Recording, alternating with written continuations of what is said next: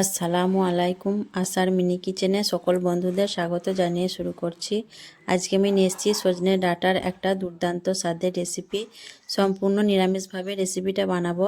আর সজনে ডাঁটার যদি একঘেয়েমি রেসিপি খেয়ে বোর হয়ে যান তাহলে এই রেসিপিটা একবার ট্রাই করে দেখতে পারেন।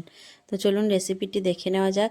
তার জন্য দেখুন এখানে আমি কিছু সজনের ডাঁটা কেটে নিয়েছি আর ডাঁটার আঁশগুলো ছাড়িয়ে নিয়েছি। খুব ভালোভাবে ধুয়ে পরিষ্কার করে আমি কিছুটা পানির মধ্যে ডাঁটাগুলোকে ভিজিয়ে রেখেছি। আর এখানে আমি দেখুন একটু মোটা দেখে ডাঁটাটা নিয়েছি।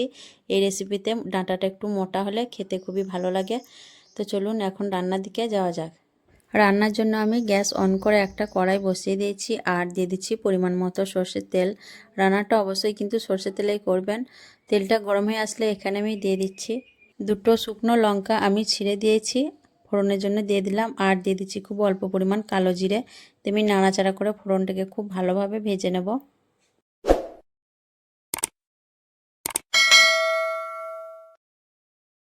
ফোড়নটা ভালোভাবে ভেজে নেওয়ার পর এখানে আমি দিয়ে দিচ্ছি কেটে রাখা সজনে ডাঁটাগুলো দেওয়ার পর আমি কিছুক্ষণ নাড়াচাড়া করে ডাঁটাগুলোকে ভেজে নেব। খুব বেশি ডাঁটাগুলো ভাজবো না, যাতে ডাঁটার যে একটা কাঁচা গন্ধ থাকে সেই গন্ধটা চলে গেলেই যেন হয়ে যায়, সেরকম মতো করে আমি ডাঁটাগুলোকে ভেজে নেব। আর যারা আমার নতুন বন্ধু ভিডিওটি দেখছেন, ভালো লেগে থাকলে কিন্তু অবশ্যই আমার চ্যানেলটিকে সাবস্ক্রাইব করে আমার পাশে থাকবেন। আর এইভাবে করে একবার সজনে ডাঁটা অবশ্যই বানিয়ে দেখবেন, খেতে খুবই ভালো লাগবে। ডাঁটাটা বেশ কিছুক্ষণ ভেজে নেওয়ার পর এখানে আমি দিয়ে দিচ্ছি দেখুন হাফ চামচের মতো নুনটা অবশ্যই নিজেদের স্বাদ অনুযায়ী দিয়ে দেবেন।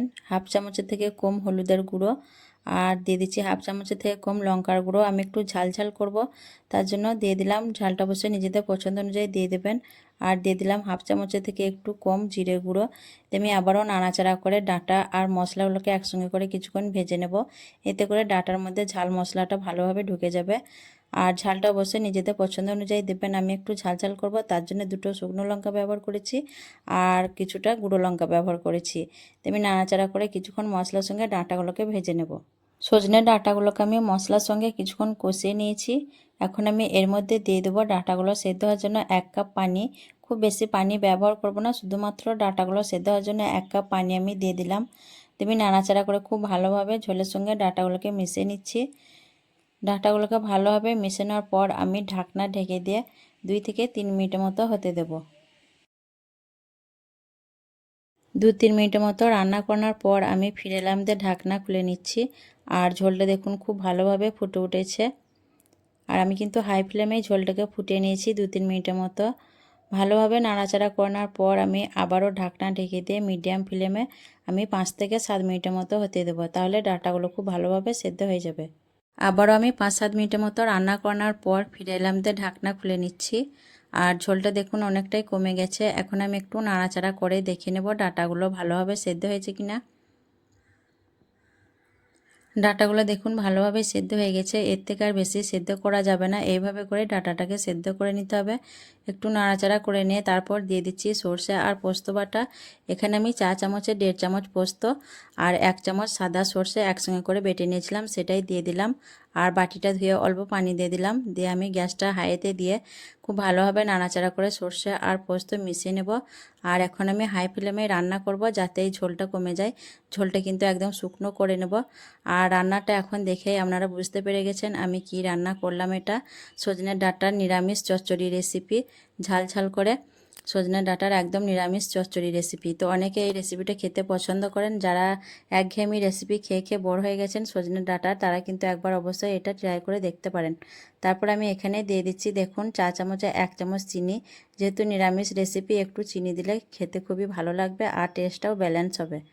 তো আমি আবারও কিছুক্ষণ এইভাবে নাড়াচাড়া করে হাই ফ্লেমে রান্না করে নেব, তাহলে ঝোলটা অনেকটাই শুকনো হয়ে যাবে। দেখুন কিছুক্ষণ রান্না করার পর অনেকটাই কিন্তু ঝোলটা শুকনো হয়ে গেছে।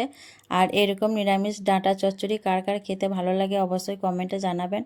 আর সাধারণ রান্না হলেও কিন্তু খেতে খুবই অসাধারণ হয়, গরম গরম খেতে খুবই ভালো লাগে ভাতের সঙ্গে। তো এইভাবে করে অবশ্যই আপনারা একবার বানিয়ে দেখতে পারেন। আর আজকের এই নিরামিষ ডাঁটার চচ্চড়ি রেসিপি কেমন লেগেছে অবশ্যই কমেন্টে জানাবেন। ভালো লাগলে লাইক করবেন, শেয়ার করবেন।